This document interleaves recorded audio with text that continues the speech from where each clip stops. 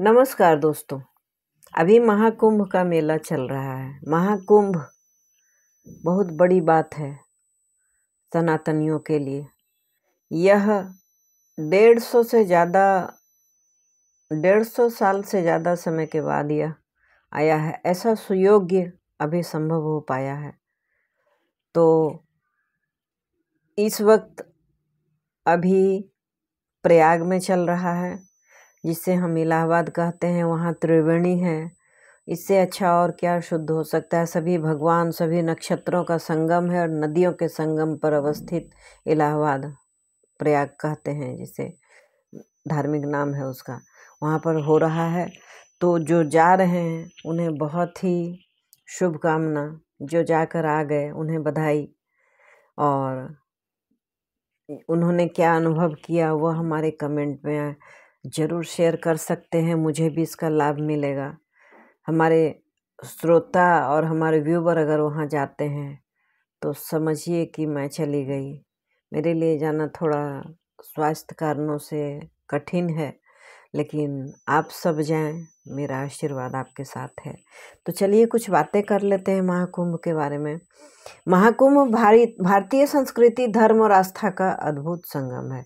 यह पर्व न केवल आध्यात्मिक महत्व रखता है, बल्कि इसका ऐतिहासिक, पौराणिक और ज्योतिषीय दृष्टिकोण से भी अत्यंत प्रभावशाली है।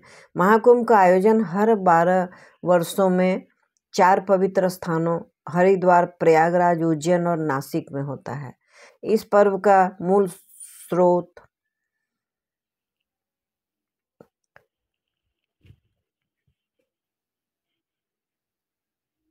हमारे प्राचीन ग्रंथों और पुराणों में पाया जाता है। महाकुंभ की कथा का उल्लेख प्रमुख रूप से भगवत पुराण, महाभारत और पद्म पुराण में भी मिलता है। वहाँ से भी मैं इस कथा को उठाऊंगी और आपको जरूर सुनाने का प्रयास करूंगी। महाकुंभ की कथा जो है, सृष्टि के आरंभ, देवताओं और असुरों के बीच अमृत के लिए हुए संघर्ष और अंततः अमृत कुंभ के 4 स्थलों पर गिरने की घटना से जुड़ी हुई है। यह कथा न केवल देवताओं और असुरों के संघर्ष को दर्शाती है, बल्कि यह भी सिखाती है कि जीवन में अमृत की प्राप्ति के लिए तप, संयम और संघर्ष आवश्यक है। देवताओं की शक्ति का ह्रास।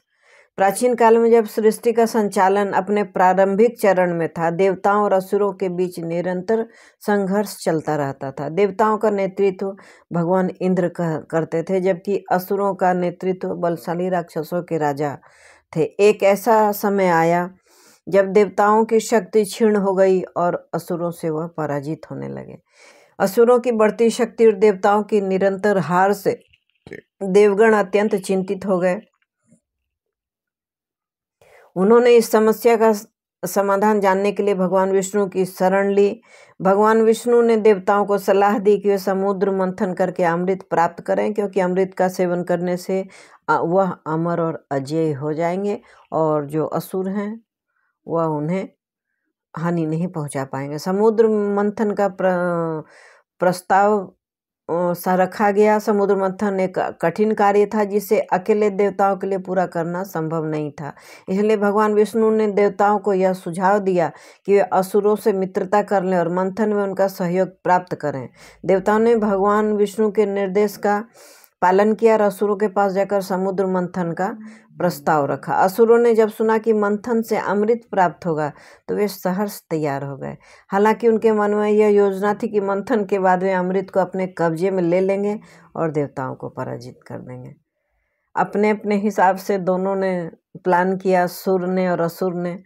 समुद्र मंथन की तैयारी शुरू हो गई। समुद्र मंथन के लिए मंदराचल पर्वत को मथानी का, नागराज वासुकी को रस्सी के रूप में उपयोग करने का निर्णय लिया गया। देवता और असुर दोनों ने मिलकर मंदराचल पर्वत को समुद्र में ले जाने का प्रयास किया, लेकिन पर्वत अत्यंत भारी था। देवताओं ने भगवान विष्णु से सहायता मांगी। भगवान विष्णु ने कछुए का रूप धारण किया और समुद्र में पर्वत को अपनी पीठ पर स्थिर रखा। भगवान नीचे कछुए के रूप में अवस्थित हुए। उनके ऊपर मंदराचल पर्वत खड़ा हुआ। उसको वासुकी नाग से लपेटा गया और एक छोर सुर ने पकड़ा और एक छोर असुर ने पकड़ा। और सोचिए, कल्पना करिए कि क्या स्थिति रही होगी और कैसे मंथन हुआ होगा। मंथन से उत्पन्न रत्न और विष समुद्र मंथन के दौरान कई दिव्य और अद्भुत वस्तुएं उत्पन्न हुई। इसमें लक्ष्मी माता, कामधेनु गाय, कल्प वृक्ष, पारिजात, चंद्रमा और धन्वंतरी के साथ अमृत कलश शामिल थे। लेकिन मंथन से पहले कालकूट विष निकला जो अत्यंत घातक था। यह विष संपूर्ण सृष्टि को नष्ट कर सकता था।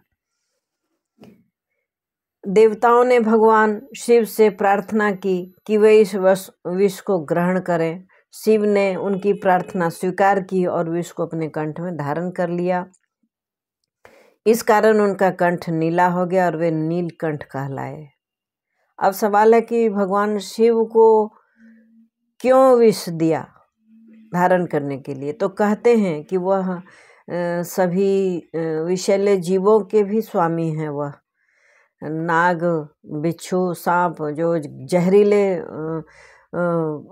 विषधारी सर्प और जीव जंतु हैं, उनका साथ रहता है शिव के साथ। और भी कहते हैं, पता नहीं कितनी सत्यता है, मैं नहीं जानती, लेकिन कहते हैं कि वह भांग धतूरे के प्रेमी हैं, तो इसलिए सारे विषैले चीज़ों को वह खाते पीते रहते हैं। इसके कारण विष का उन पर कोई खास असर नहीं होता है। दूसरे देवता अगर खाते पीते तो शायद उनका अंत हो जाता। तब भगवान शिव ने उसे अपने कंठ में धारण किया। वह तो कर्पूर की तरह गौर वर्ण के थे, लेकिन जब उन्होंने विष को धारण किया तो एक पल के लिए उन्हें मूर्छा भी आ गई, लेकिन उन्होंने इसे कंठ में रखा, जिसके कारण उनका कंठ का जो अग्रभाग था वह नीला हो गया। इसलिए उनका नाम नीलकंठ महादेव है। तो देवताओं ने प्रार्थना की और उन्होंने उसे अपने कंठ में धारण कर लिया और वे नीलकंठ कहलाए। अमृत कलश की प्राप्ति।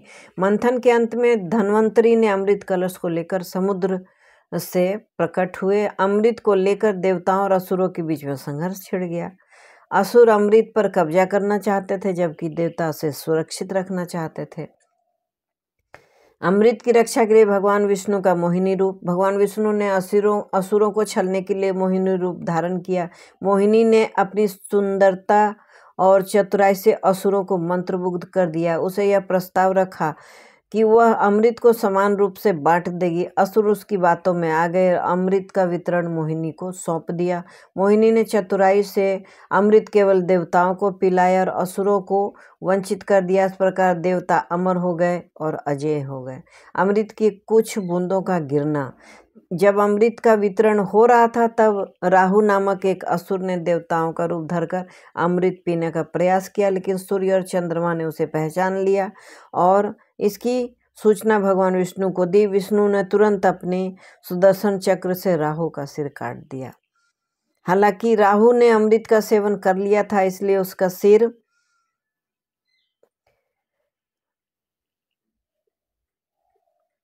अमर हो गया। इस घटना के बाद राहु सूर्य और चंद्रमा से बदला लेने के लिए ग्रहण की स्थिति उत्पन्न करता है।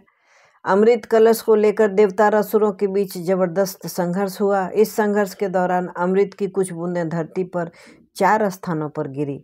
हरिद्वार, प्रयागराज, उज्जैन और नासिक, ये 4 पवित्र स्थान माने गए और यहाँ कुंभ मेले का आयोजन किया जाने लगा। कुंभ मेले की परंपरा और महत्व। कुंभ मेले का आयोजन अमृत की इन पवित्र बूंदों के कारण होता है। ज्योतिषीय गणनाओं के अनुसार जब सूर्य, चंद्रमा और गुरु ग्रह विशिष्ट स्थिति में होते हैं तो इन स्थलों पर कुंभ मेले का आयोजन होता है।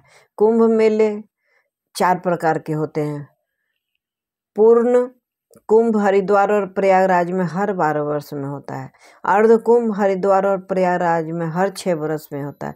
महाकुंभ प्रयागराज में हर 144 वर्ष में होता है। 150 वर्षों के बाद यह अवस्था आई है, मतलब 144 वर्ष के बाद यह अवस्था आई है, यह समय आया है, यह संयोग मिला है, तभी महाकुंभ अभी प्रयागराज में हो रहा है। सिंहस्थ कुंभ उज्जैन में हर 12 वर्ष में होता है। कुंभ मेला और आध्यात्मिक जागरूकता। कुंभ मेला न केवल धार्मिक आयोजन है बल्कि यह आत्मा की शुद्धि, अध्यात्म और योग साधन का पर्व है। माना जाता है कि कुंभ मेले में पवित्र नदी में स्नान करने से मनुष्य के पापों का नाश होता है और उसे मोक्ष की प्राप्ति होती है। कथा का संदेश। कथा का महत्व क्या है? संघर्ष का महत्व। समुद्र मंथन की कथा यह सिखाती है कि किसी भी महान उपलब्धि के लिए धैर्य, तप और सहयोग आवश्यक है। धर्म की विजय। असुरों की चालाकी और छल के बावजूद धर्म की विजय हुई, जो यह सिखाता है कि सच्चाई की हमेशा जीत होती है। त्याग और निस्वार्थता। भगवान शिव द्वारा विष का पान करना यह दर्शाता है कि महान उद्देश्य के लिए त्याग और बलिदान आवश्यक है। आध्यात्मिकता का महत्व। कुंभ मेला मनुष्य को यह प्रेरणा देता है कि वह अपने जीवन को शुद्ध और पवित्र बनाए। महाकुंभ केवल एक धार्मिक आयोजन नहीं है बल्कि यह भारतीय संस्कृति, आस्था और अध्यात्म का जीवंत उदाहरण है। यह पर्व हमें धर्म, सत्य और समर्पण का महत्व सिखाता है। महाकुंभ की कथा हमें यह प्रेरणा देती है कि जीवन में अमृत, ज्ञान और शांति की प्राप्ति के लिए संघर्ष, तपस्या और समर्पण अनिवार्य है। अभी अमृत क्या है? सत्य है, ज्ञान है और शांति है। यही अमृत है। इस चीज़ की प्राप्ति कर लें। कोई युद्ध न करें, कोई लड़ाई न करें, कोई ईर्ष्या न करें, कोई द्वेष न हो आपस में, कोई भेदभाव न हो आपस में। यही अमृत की प्राप्ति है। इसको संभाल कर रखें। महाकुंभ मेले को पूरे सनातनियों को फिर से बधाई। आशा है ये कथा और ये जानकारी आपको अच्छी लगी होगी। अच्छी लगी तो लाइक कर दें, शेयर करें ज़्यादा से ज़्यादा। हमारे कुंभ में जाने वाले तीर्थवासियों को, तीर्थ करने वाले धार्मिक जनों को बहुत लाभ मिलेगा और थोड़ी जानकारी मिलेगी। और अगर अच्छा लगा तो कमेंट करें। नए हैं तो सब्सक्राइब कर लें। एक बेल बटन आता है, उसे भी हिट अवश्य करें। Thanks for watching.